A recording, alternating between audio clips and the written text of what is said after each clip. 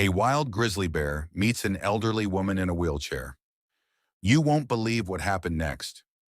Margaret was an 82-year-old woman, frail but sharp-minded, living alone in a small cabin deep in the forest.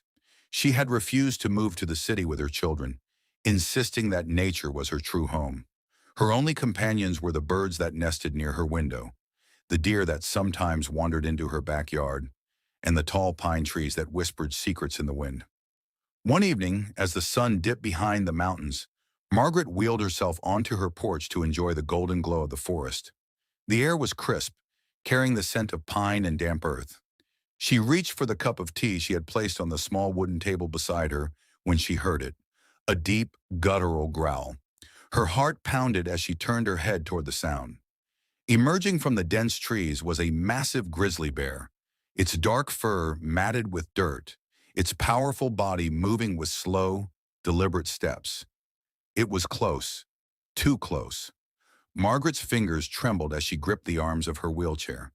She knew the forest well and had seen bears from a distance before, but never this near. Running was impossible.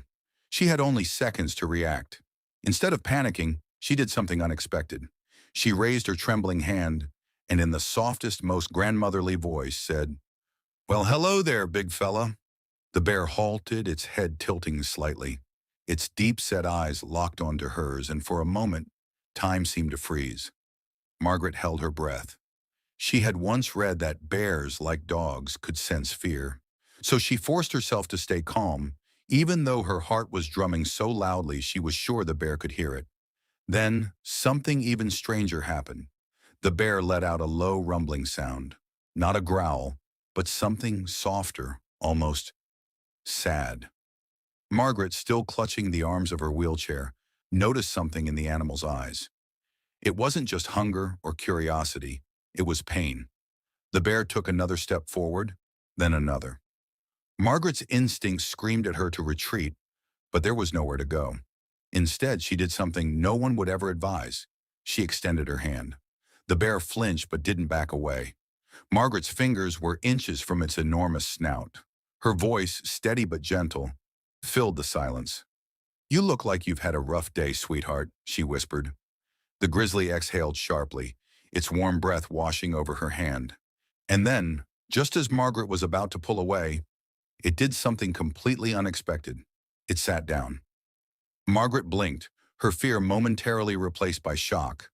The bear, this massive wild creature, had settled onto the ground like an obedient dog.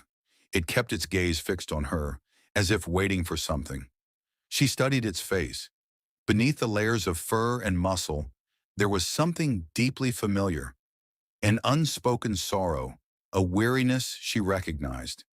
It reminded her of herself. Margaret had been alone for a long time. After her husband passed and her children moved away, the silence of the forest became both her comfort and her curse. She had learned to live with solitude, but some nights the weight of it felt unbearable. Looking at the bear now, she wondered if, in some strange way, it understood loneliness too.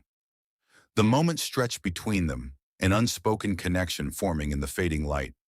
But just as Margaret felt a sense of calm settle over her, a sharp snapping sound shattered the silence. A branch breaking. Margaret's head jerked toward the trees. The bear's ears perked up, and in a flash its demeanor changed. Its muscles tensed, its nostrils flared, and it let out a deep, warning growl. Something was coming, and whatever it was, the bear didn't like it. Margaret's pulse quickened as the bear rose to its full height, towering over her like a living mountain. Its ears were pointed forward, its body rigid. Whatever had made that sound wasn't just passing through, it was approaching. Margaret followed the bear's gaze into the darkness between the trees. At first she saw nothing, then a shadow shifted. A second later, a pair of glowing eyes appeared. Wolves, not just one. As the creatures stepped into the dim light, Margaret counted 3, lean, hungry, and moving with the confidence of predators who had just found easy prey.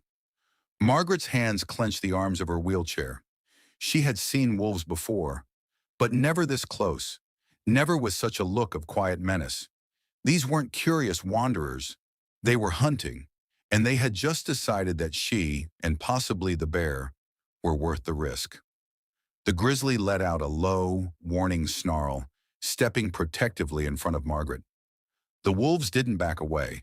Instead, they fanned out, one creeping to the left, the other to the right. They were testing the bear, trying to see how far they could push before it attacked. Margaret had seen enough nature documentaries to know this was bad. A single bear was stronger than a wolf, but three working together? That was different. If they were desperate enough, they might not care that the grizzly could tear them apart. Margaret swallowed hard. She was defenseless. If the wolves lunged, she had no way to fight back. The bear was her only hope. But then, something even stranger happened. Instead of charging, the grizzly did the last thing Margaret expected. It stepped back. Not out of fear, but as if giving her a choice. As if saying, "What do we do?" Margaret's breath caught in her throat. It was absurd. This was a wild animal, not a trained dog, but there was no mistaking it. The bear wasn't just protecting her. It was waiting for her. She tightened her grip on her wheelchair and did something no one in their right mind would do. She looked straight at the lead wolf, locked eyes with it, and in a firm, steady voice said, "You don't want to do this." The wolf hesitated, just for a second, and in that second the grizzly attacked. With a roar that shook the trees, the bear lunged forward. Its massive paw swiped through the air, missing the closest wolf by inches but hitting the ground so hard it sent dirt flying. The wolves scattered. The leader dodged left, barely avoiding the bear's second strike. The other two darted back into the trees, vanishing like ghosts. But the lead wolf wasn't done. It circled, snapping at the bear's flank, looking for an opening. Margaret's mind raced. The bear was strong, but the wolf was fast. If this dragged on, it might not end well. She had to do something. And then she remembered the tea. Her steaming cup of chamomile still sat on the wooden table beside her. Without thinking, she grabbed it, gritted her teeth, and flung the scalding liquid straight at the wolf. The wolf yelped, startled by the sudden splash of heat. It wasn't hurt, but it was confused, enough to break its focus for half a second. That half second was all the bear needed. With a final, earth-shaking growl, the grizzly charged. The wolf spun and bolted into the trees, vanishing as quickly as it had appeared. Silence. Margaret's heart pounded in her ears. She was still gripping the empty teacup, her fingers aching from how hard she had squeezed it. The bear stood still, watching the trees, its heavy breaths fogging in the cold night air. When it was sure the danger had passed, it turned back to her. Margaret exhaled shakily. "Well," she said, her voice trembling but steady, "that was exciting." The bear snorted. Not a growl, not a warning, just a sound. Almost like laughter. Margaret couldn't help it. She laughed too.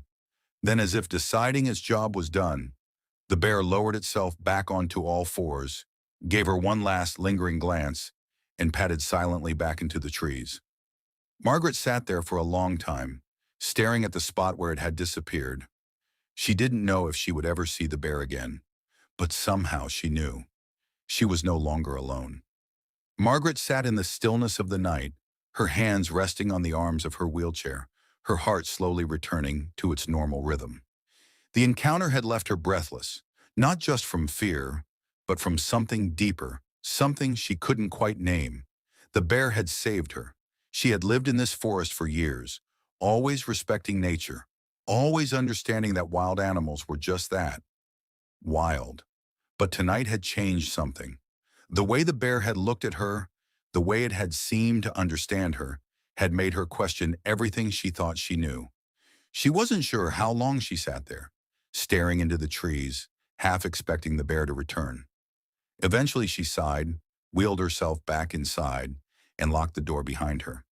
That night she didn't sleep. Every time she closed her eyes, she saw the bear's gaze, heard the sound of its heavy breathing. And then there were the wolves, the way they had circled her, the way they had hesitated at the last moment. Why had they hesitated? Margaret had always believed animals acted on instinct alone, but something about that moment had felt different, as if they had seen something in her, as if they had recognized something. The next morning, Margaret woke to the sound of rustling outside her window. For a moment, she thought she had imagined it. Then she heard it again. Slow, deliberate movements, too heavy to be the wind. Her heart leapt. Could it be? She pushed herself toward the window, careful not to make any sudden noises. She peered through the glass, and there, standing at the edge of the tree line, was the bear. It wasn't coming closer. It wasn't threatening her. It was just waiting. Margaret's breath caught in her throat. She hesitated only for a second before making a decision she knew was both foolish and inevitable. She unlocked her front door and wheeled herself onto the porch. The bear watched her, its dark eyes calm but unreadable. Margaret felt a strange sense of peace. This wasn't just an animal. It wasn't just a chance encounter. It was something more. And then, something even stranger happened. From the opposite side of the clearing, another figure emerged from the trees. Margaret's breath hitched. It wasn't another bear. It wasn't a wolf. It was a man. Tall, with wild hair and a tattered coat, his face was hidden in the shadows of the early morning light. He moved with slow, careful steps, his eyes flicking between Margaret and the bear. Margaret's pulse quickened. She hadn't seen another human in weeks. Who was he? And why was the bear standing so calmly between them, as if it already knew what was about to happen? Margaret's grip tightened on the arms of her wheelchair as the man took another step forward. The morning light stretched his shadow across the grass, and for the first time she saw his face clearly. His features were rugged, his beard unkempt, his clothes worn and patched in places. His eyes, sharp, dark, and calculating, flickered between her and the bear. The bear, strangely, did nothing. It remained where it was, breathing slow and steady, as if it had expected this moment. Margaret swallowed hard, keeping her voice steady. "Who are you?" The man didn't answer immediately. Instead, he studied her, his expression unreadable. Then finally he spoke. "You don't remember me, do you?" Margaret frowned. "Should I?" The man exhaled, a bitter smile tugging at the corner of his lips. "Maybe not. It's been a long time." Margaret's mind raced. She had lived in this forest for years, but she rarely saw people. The only humans she had ever known well were her late husband, her children, and a few distant neighbors. She narrowed her eyes. "Tell me your name." The man hesitated, and then, in a voice barely above a whisper, he said, "Nathan." Margaret's breath caught in her throat. Nathan. It couldn't be. Her son, her youngest son, had vanished over 30 years ago. Margaret's hands trembled. "No, that's not possible." Nathan took another step forward, but the bear let out a low, warning growl, stopping him in his tracks. He raised his hands in surrender, his expression softening. "I know how it sounds," he said, "but it's me, Ma." Margaret's mind whirled. 30 years ago, Nathan had left home after a heated argument with his father. He had been 18, full of rebellion and anger. He had walked out of their lives and never come back. They had searched for him, reported him missing, waited for news that never came. And now, he was here. She shook her head, her voice barely a whisper. "Nathan's gone." The man, her son, sighed. "I thought you were gone too." He glanced at the cabin, at the wheelchair. "I never expected to find you here." Margaret's eyes burned. "Where have you been?" Nathan hesitated. He glanced at the bear, then back at her. "That's a long story." Margaret's gaze darted between them. The bear, Nathan, the impossible timing of it all. "What's going on?" she demanded. Nathan took a deep breath. "I came back because I needed to, and because—" He trailed off, looking at the bear with something almost like recognition. Margaret's pulse pounded. Because of what? And why did she have the terrible feeling that the bear, her protector, her silent companion, already knew the answer? Margaret's head spun. Her son, missing for 30 years, was standing in front of her. And the bear, the same wild creature that had protected her just last night, was acting as if it knew him. Nathan hesitated, as if choosing his words carefully. "I need you to listen, Mom. I know this doesn't make sense, but there's something I have to tell you." Margaret's hands clenched the arms of her wheelchair. "Tell me the truth. Where have you been all these years?" Nathan exhaled sharply. "Living out here, in the forest." Margaret's heart skipped a beat. "What?" I never left, he said. I just disappeared. Margaret's throat tightened. That's not possible. But deep down, something about his words rang true. She looked at his clothes, old but not filthy, his face, weathered but not starved. He didn't look like a man who had just wandered into the wilderness. He looked like someone who belonged to it. You're lying, she whispered. Nathan shook his head. I swear I'm not. He glanced at the bear again, and something unspoken passed between them. Margaret felt a cold chill creep down her spine. What does the bear have to do with this? Nathan hesitated. Then he finally said it. He's the reason I'm still alive. Margaret's breath caught. What are you talking about? Nathan took a slow step forward, lowering his voice. The night I left home, I got lost in a storm. I thought I was going to die, but then he found me. Margaret's eyes widened. Nathan gestured toward the bear. He was just a cub back then, but even then, he saved me. He led me to shelter, kept me warm, and after that, he shrugged. I never left. Margaret stared at her son, her mind struggling to process his words. Nathan had been missing for 30 years, and all this time, he had been here, living in the wild, with a bear? It was impossible. And yet, she looked at the bear again. She thought about the way it had protected her, the way it had hesitated before attacking the wolves, as if it understood something more, as if it had been waiting for this moment too. Margaret's voice trembled. Why now? Why come back after all these years? Nathan's jaw tightened. He opened his mouth, then closed it again. Finally, he said, because something is coming, Ma. Margaret felt her stomach drop. What do you mean? Nathan glanced at the trees, his body tense. There are men in these woods, dangerous men. They're looking for something, and if we don't leave soon, we won't be able to stop them. Margaret's heart pounded. Men? Looking for something? She turned to the bear. It was still watching Nathan with those same deep, knowing eyes, as if it understood what he was saying. And for the first time, Margaret felt something else in the air. Not fear, not confusion, but danger. Real, human danger. Nathan knelt beside her, his voice urgent. Ma, I know this is a lot to take in, but you have to trust me. Margaret swallowed hard. What do they want? Nathan hesitated. Then, in a voice barely above a whisper, he said, They're hunting the bear. Margaret's breath caught in her throat, and suddenly, before she could say another word, something cracked in the distance, a gunshot, and then the forest exploded into chaos. The gunshot echoed through the forest, sharp and terrifying. Birds scattered into the sky, and Margaret's heart pounded in her chest. The bear let out a deep, rumbling growl, its massive body tensing. Nathan's eyes darkened. They're here. Margaret gripped the arms of her wheelchair. Who's here? Nathan's expression was grim. Hunters. They've been tracking the bear. They see him as nothing more than a prize. Margaret's stomach twisted. Another gunshot rang out, even closer this time. Nathan turned to her. We have to move, now. Before she could respond, he was already pushing her wheelchair toward the cabin. He rushed inside with her, bolting the door. The bear remained outside, standing firm, its ears perked toward the approaching sound. Margaret's breath was shaky. We can't just leave him. Nathan's jaw clenched. He's not leaving. He's protecting you. Margaret's pulse quickened.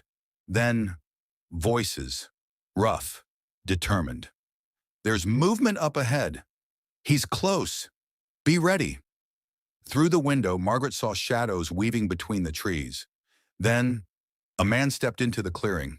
He was tall, dressed in dark outdoor gear, a rifle slung over his shoulder. His expression was cold, focused. His eyes landed on the bear. There you are, he murmured. Margaret's breath caught. The bear didn't move. It simply watched. Then, the man lifted his rifle. Margaret's body reacted before her mind did. She grabbed the nearest thing, an old iron candle holder, and threw it through the window. Glass shattered. The metal struck the rifle, jarring the man's aim just as he fired. The shot went wide. The bear moved. With a thunderous roar, it charged. The man stumbled back, his gun slipping from his grasp. A second figure emerged from the trees, but Nathan was already there, grabbing a thick branch and swinging it hard. The hunters, caught off guard, turned and fled. Silence settled over the clearing. Nathan stood breathing hard, his eyes scanning the trees. "They're gone," Margaret exhaled shakily. "For now." She looked at the bear. It turned its head, meeting her gaze one last time. There was something deep in its dark eyes, something almost human. Nathan stepped beside her. "It's time to go, Mom." Margaret swallowed hard. She had lived in these woods for years, clinging to her solitude, refusing to move on. But now, she wasn't alone anymore. She nodded. "All right." The bear blinked slowly, then turned and disappeared into the forest. Margaret watched until it was gone. Then, gripping Nathan's hand, she whispered, "Let's go home." Strength isn't just about standing alone. It's about knowing when to fight, when to accept help, and when to move forward. In the wild and in life, we find protection in the most unexpected places.